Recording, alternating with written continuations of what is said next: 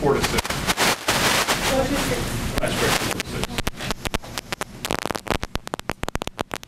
How many of you can remember the day you realized that your parents were right?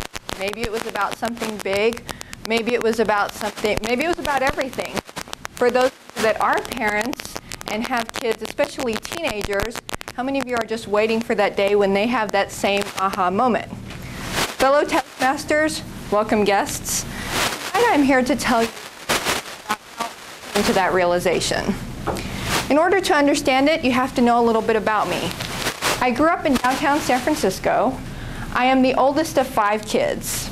And when you live in downtown San Francisco and you have 5 kids in your family, you're very well known throughout the neighborhood. Now, we were known for the size of our family, but we were also known for some of our peculiar habits.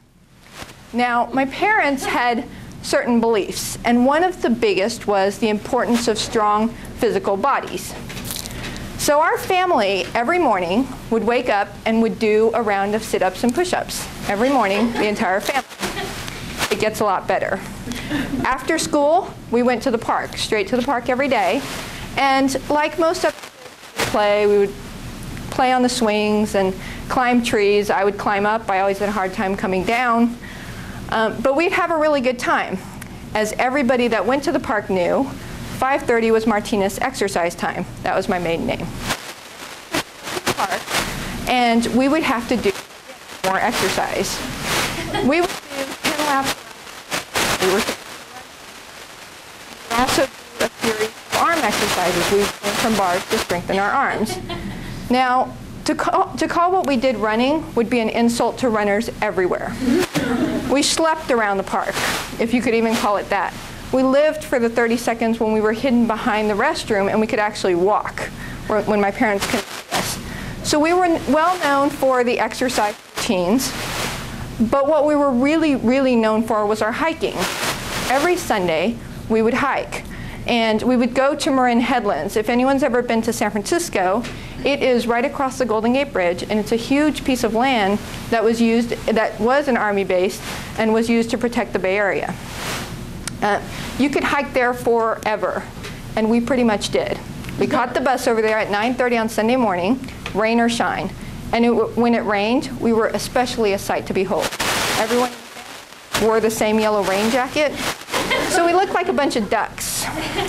And when we got to the park, we would climb the first hill, and it's called Hill 88, and we would sing as we climbed this first hill. So for those of you that have seen The Sound of Music, we were now also the Von Trapp family. So we would do this, and when we started, we took short hikes. But as we grew stronger, we would take longer hikes, and eventually we were doing 10-mile hikes.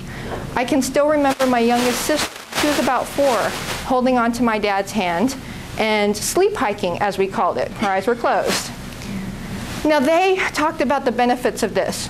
We hated it. It was the bane of our existence. I remember when I left for college when I was 18, it felt like I was escaping the Army. And I swore to myself that I would never again exercise.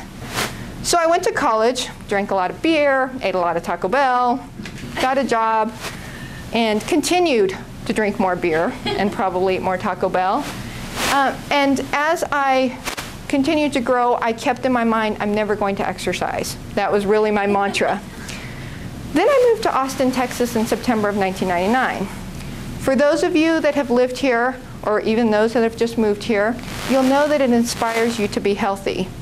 Going down to Town Lake, hiking, really anywhere where you can be outdoors. Most people want to do something. When I first got here, I remember walking with my girlfriends around Town Lake, gossiping. And so I didn't really consider it exercise. We'd take a random hike, and still, I was abiding by this rule in my head. And then one day, I found myself at Town Lake, only it was about noon, and it was 95 degrees out, and I was by myself.